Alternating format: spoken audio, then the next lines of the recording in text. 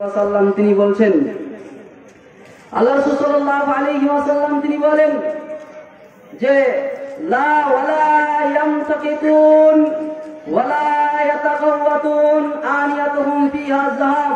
রাসূল সাল্লাল্লাহু আলাইহি ওয়াসাল্লাম বলছেন, যারা জান্নাতের মধ্যে থাকবে, জান্নাতের মধ্যে যারা প্রবেশ করবে, তাদের আপনার থুথু ফেলার প্রয়োজন হবে না।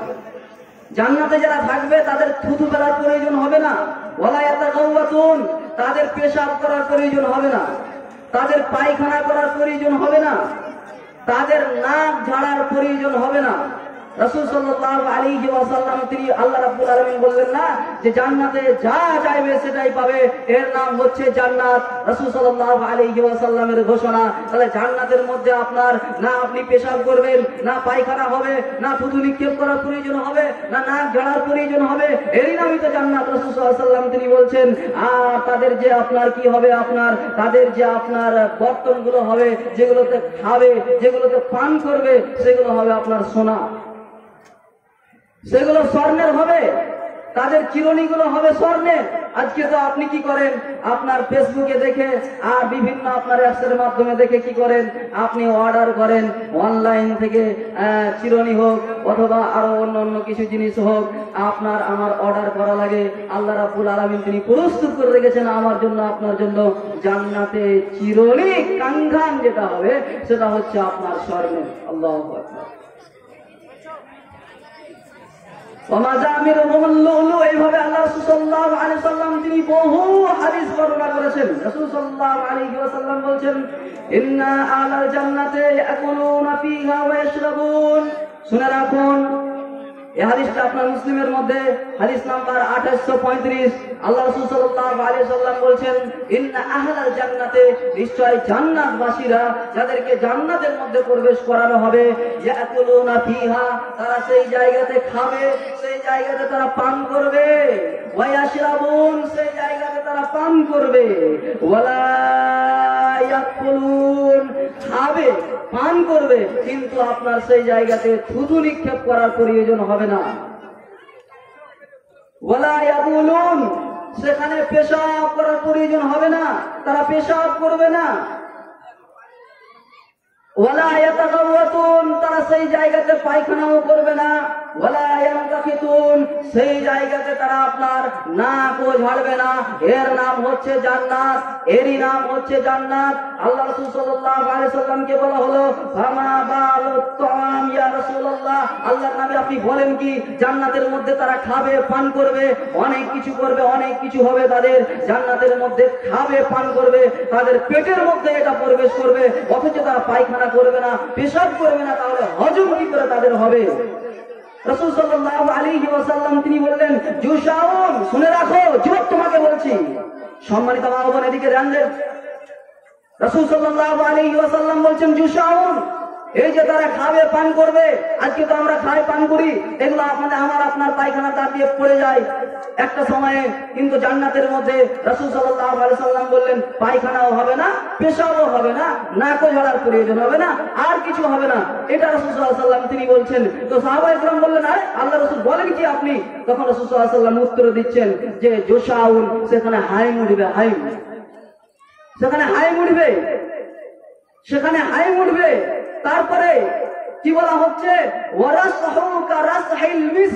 আর তাদের পাসিনা বইবে, যেটা আপনি দেখতে পাচ্ছেন আমার মুখমণ্ডলে এখন, মানে ঘামবে, জান্নাতবাসীরা ঘামবে, তাদের হাইম উঠবে।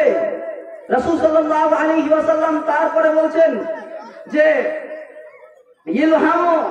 ইলহামুনা আত-তাসবিহা ওয়াত-তাহমিদা কামা তালহামুনা আন-নাফসা, যে তারা কি করবে, হাইম উঠাবে, তারা হাইম উঠাবে, তাদের ঘাম বের হবে, এটা হবে মিসকে আম্বারের চাইতে সুগন্ধিময়।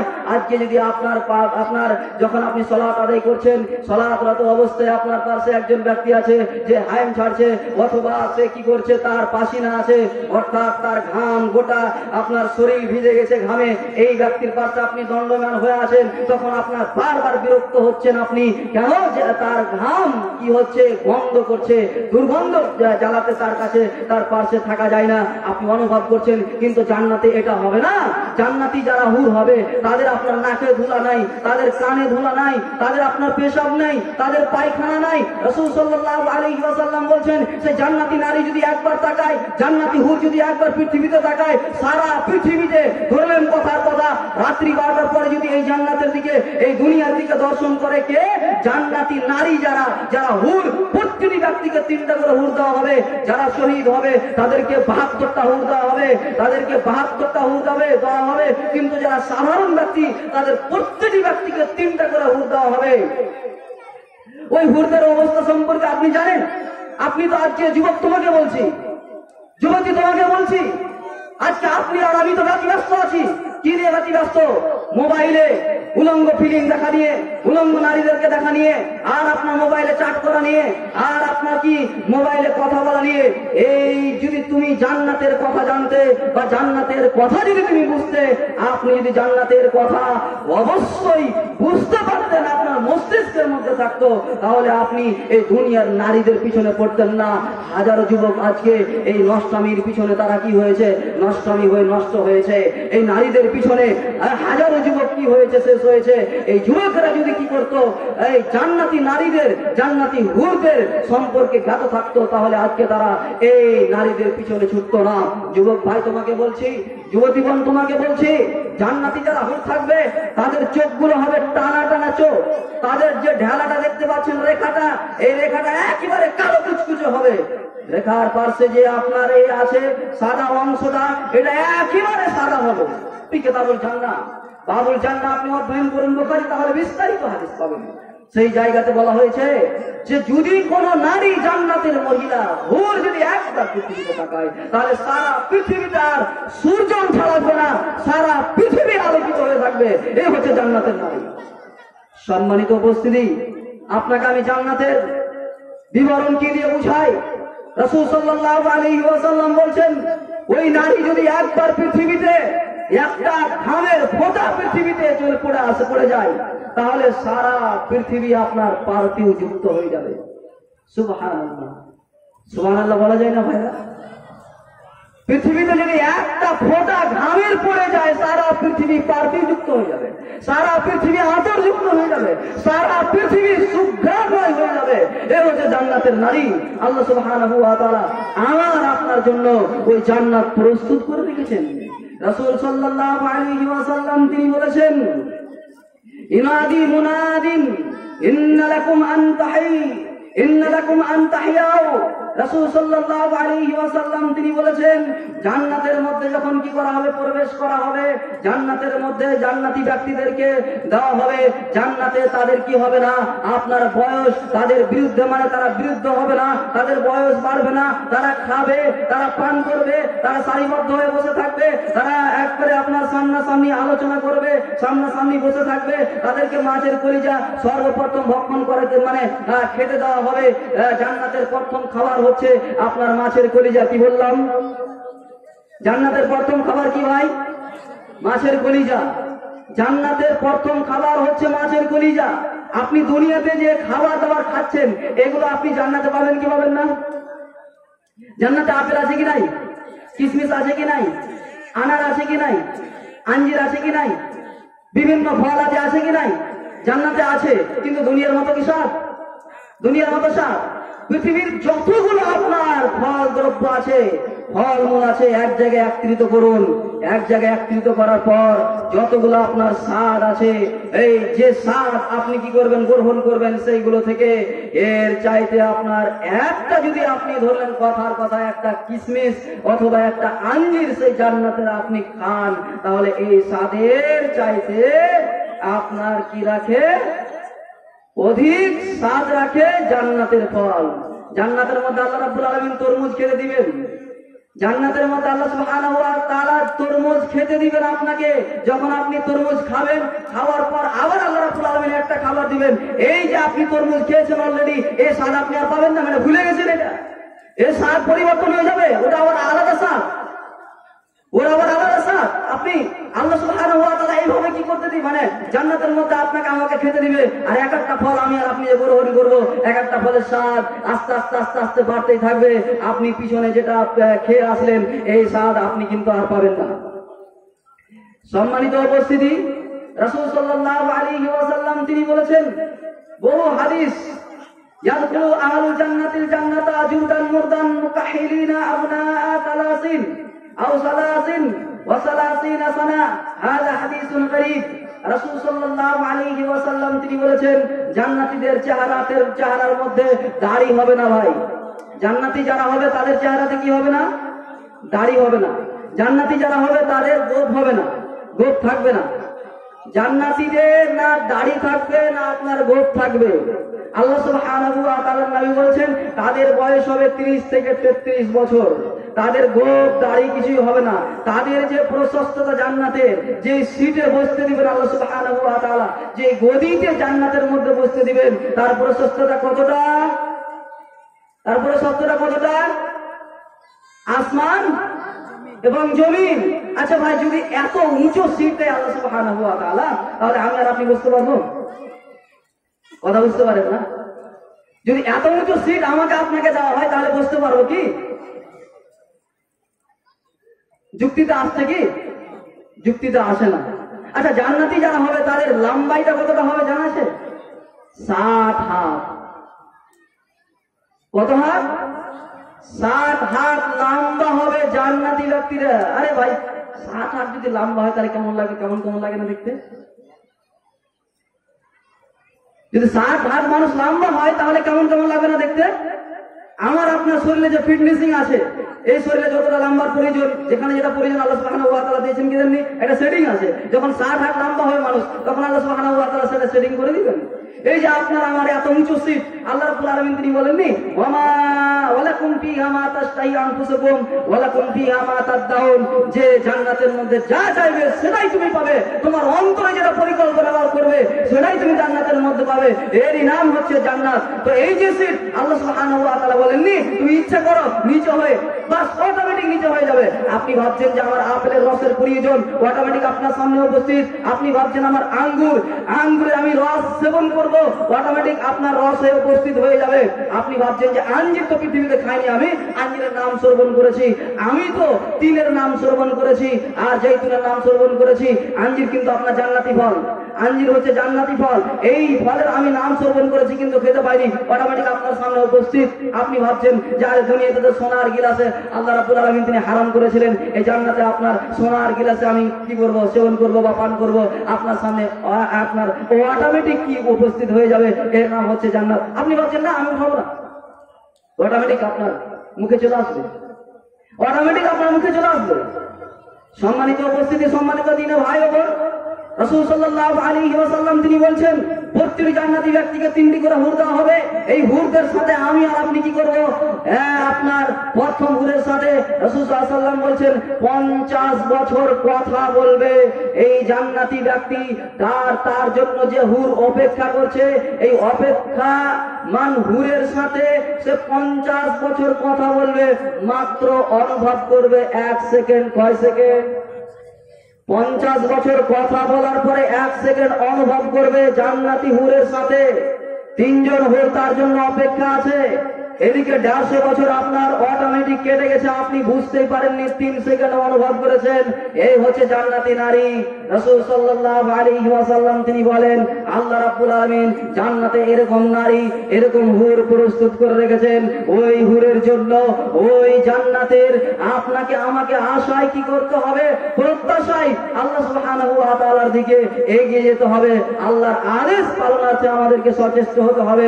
তাহলে আমরা কি করব? সেই হুর লাভ করব, সেই জান্নাতের খাওয়া দাওয়ার আমরা কি করব? ভক্ষণ করতে পাবো। জান্নাতে কোনো মানুষ বুড়ো হবে? জান্নাতে বুড়ো হবে না, জান্নাতে গোপও থাকবে না, জান্নাতে দাড়িও থাকবে না, জান্নাতে সবকিছু পাওয়া যাবে।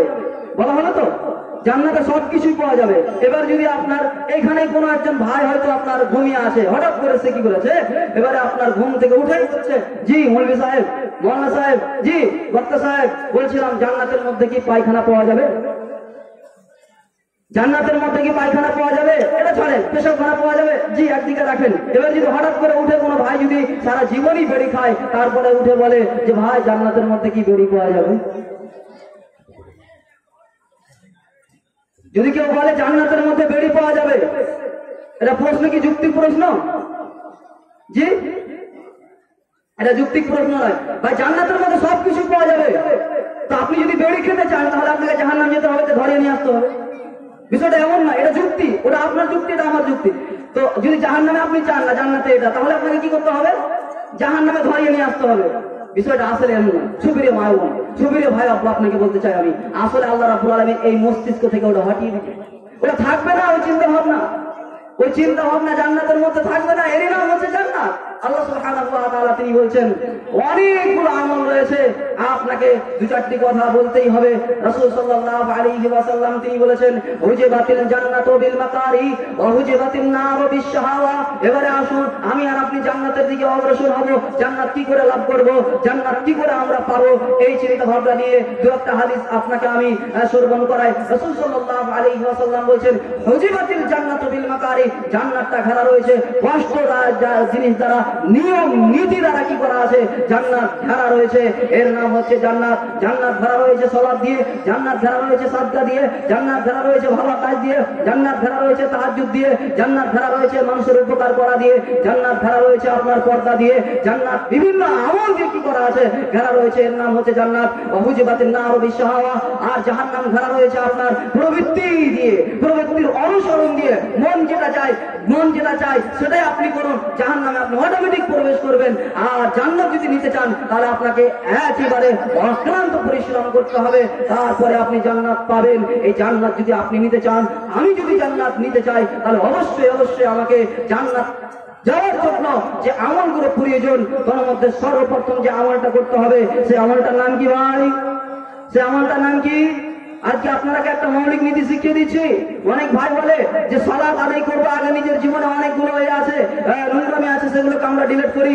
এই ডিলিট করা চিন্তা ভাবনাটাকে আপনি একদিকে রাখেন। আল্লাহ সুবহানাহু ওয়া তাআলা তিনি বলেছেন সেটা হচ্ছে যে ইন্নাস সালাতা তানহা আনিল ফাহশাই ওয়াল মুনকার ওয়া লাযিকরুল্লাহি আকবার ওয়াল্লাহু ইয়ালামু মা তাসনাউন। নিশ্চয় সালাত একটি এমন ইবাদত যে মানুষের যতগুলো নোংরামি আছে, যতগুলো খারাপি আছে, সুদ ঘুষ জেনা ব্যভিচার সব কিছু কি করবে, এই সালাত যখন মানুষ প্রতিষ্ঠিত করবে তখন আস্তে আস্তে আস্তে আস্তে ওর জীবন থেকে এগুলো হটবে। যদি আপনি আপনার জান্নাত যেতে চান তাহলে সর্বপ্রথম কাজ কি করতে হবে?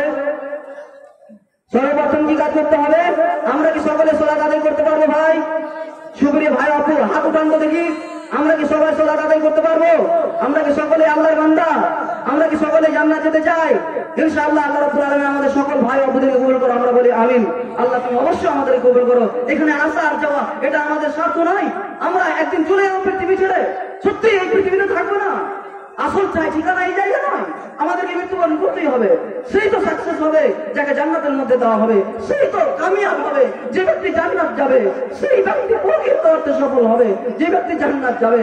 সুপ্রিয় ভাই বোন, আপনাকে বলি আমি, প্রথমে আপনাকে সালাত আদায় করতে হবে। যদি আপনি কি করতে চান, এই সালাত ওরাই আপনি জান্নাতের গ্যারান্টি দিতে পারেন না যে আমি জান্নাতে যাবই যাব, এটা আপনি আর আমি গ্যারান্টি দিতে পারি না। তবে আপনার গ্যারান্টি দিতে পারি না, যেমন আমি আর আপনি সালাতের গ্যারান্টি দিতে পারি না। 5 ওয়াক্ত সালাত আমি আর আপনি ঠিক রাখতে পারি না, সময় ঠিক রাখতে পারি না, উজু ঠিক রাখতে পারি না। অনেক সময় এইগুলো যেরকম আমাদের ত্রুটিযুক্ত থেকে যায়, ফলে এই ত্রুটিকে নিয়ে সামনে রেখে আমি আর আপনি জান্নাতের গ্যারান্টি দিতে পারি না। তবে জান্নাত করেই করা যায়, জান্নাত কিনে নেওয়া যায়। আল্লাহ সুবহানাহু ওয়া তাআলা তিনি বলেছেন, আপনি দেখবেন শেষ আয়াত আজকের আলোচনার, আল্লাহ রাব্বুল আলামিন তিনি বলেছেন সূরা তাওবা সূরা নম্বর 9 আয়াত নম্বর 111, আল্লাহ রাব্বুল আলামিন তিনি বলেছেন ইন্নাল্লাহা আশতারা মিনাল মুমিনিনা আনফুসাহুম ওয়া আমওয়ালাহুম বিআন্না লাহুমুল জান্নাহ ইউকাতিলুনা ফি সাবিলিল্লাহি ফায়াকতুলুনা ওয়া ইয়াকতুলুন। আল্লাহ রাব্বুল আলামিন বলেছেন মুমিন যারা আমাকে এক করে বিশ্বাস স্থাপন করেছে, আমি তাদের জান এবং মালকে কি করেছি, আমি তাদের জান এবং মালকে ক্রয় করে নিয়েছি। কিসের বিনিময়ে?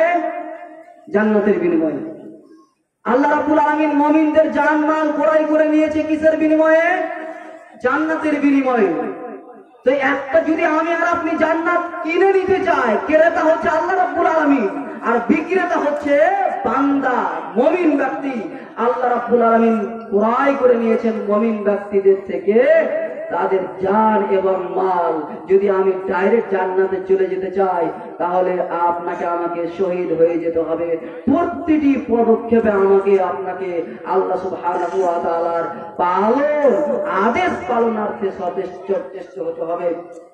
প্রতিটি আদেশকে আমাকে আপনাকে পুঙ্খানুপুঙ্খ রূপে আদায় করার জন্য চেষ্টা করতে হবে। আপনি ডাইরেক্ট শহীদ হয়ে যান আল্লাহর রাস্তাতে, নিশ্চিত আপনার জান্নাত আছে। যখন কোনো ব্যক্তি দুনিয়াতে মৃত্যুবরণ করলো লড়াই করে, এক ফোঁটা রক্ত পড়েনি, পড়ার আগে সমস্ত আপনার গুনাহ ক্ষমা করে দিয়েছেন কে? আল্লাহ সুবহানাহু ওয়া তাআলা। জি, দুই, যদি আপনি ক্রয় করে নিতে চান জান্নাত, তাহলে আপনার মাল দিয়ে আপনি কি করতে পারেন? ক্রয় করতে পারেন। সম্পদ খরচা করে আল্লাহর রাস্তাতে আপনি ক্রয় করতে পারেন জান্নাত। এই যে আজকের যে আপনার আলোচনা সভা, এখানে হয়তো অনেক টাকা আপনি ব্যয় করেছেন। এভাবে বিভিন্ন স্থানে, বিভিন্ন জায়গাতে যেখানে ইসলামিক কৃষ্টি কালচার, ইসলামিক কাজ, ইসলামের কাজ, ইসলামকে উদ্দিন করার উদ্দেশ্যে এগিয়ে যাচ্ছে, এই সমস্ত প্রতিষ্ঠানে, এই সমস্ত জায়গায় আপনার টাকাকে আপনি বিলীন করে দিয়ে, খরচা করে দিয়ে আপনি কি করতে পারেন? জান্নাত ক্রয় করতে পারেন। আল্লাহ সুবহানাহু ওয়া তাআলা আপনাকে জান্নাত দিবে নিশ্চিত। তো মাধ্যম হচ্ছে একটা, ডাইরেক্ট আপনি শহীদ হয়ে গেলেন। দুই, আপনার মাল সম্পদ আল্লাহ রাব্বুল আলামিন দিয়েছেন, আপনাকে এই সম্পদ দিয়ে জান্নাত ক্রয় করে নিতে হবে। জান্নাত আপনাকে আল্লাহ রাব্বুল আলামিনের কাছ থেকে নিয়ে নিতে হবে। আল্লাহ রাব্বুল আলামিনের কাছে দোয়া করব, আল্লাহ সুবহানাহু ওয়া তাআলা যেন আমাদের সুপ্রিয় ভাই ও বোনদেরকে বিষয়টিকে বুঝে তার উপরে আমল করার তৌফিক দেন। আমরা বলি আমিন, আল্লাহুম্মা আমিন। আজকে যে আলোচনা করলাম, কোরআন এবং সহিহ সুন্নাতে যদি আমার ভুল ত্রুটি থাকে, তাহলে অবশ্যই আমাকে ধরিয়ে দিলে আমি অবশ্যই খুশি হব। এবং ভাষাতে যদি কোনো ভাই ও বোন আমার দুঃখ পেয়ে থাকে, তাহলে অবশ্যই আমি ক্ষমা প্রার্থী।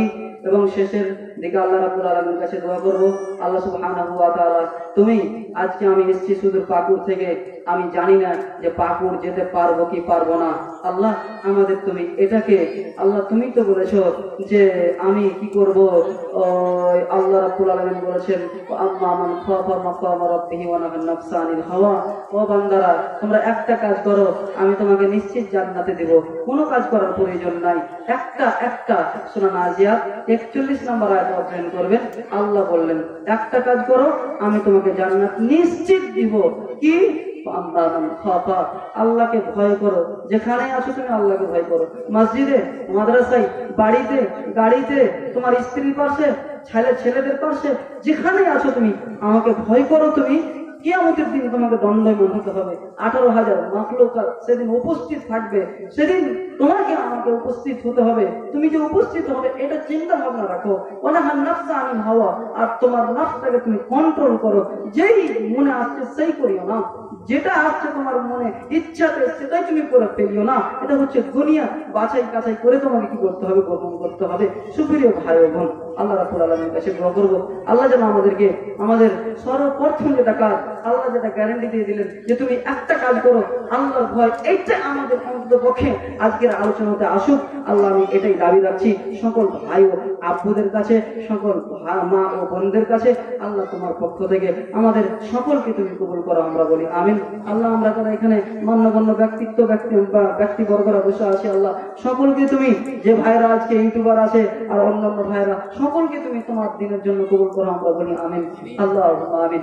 আকুলু কাওলি হাযা আস্তাগফিরুল্লাহ লি ওয়া লাকুম ওয়া লিসাইরিল মুসলিমিন ওয়াস্তাগফিরুহু ইন্নাহু হুয়াল গফুরুর রহিম।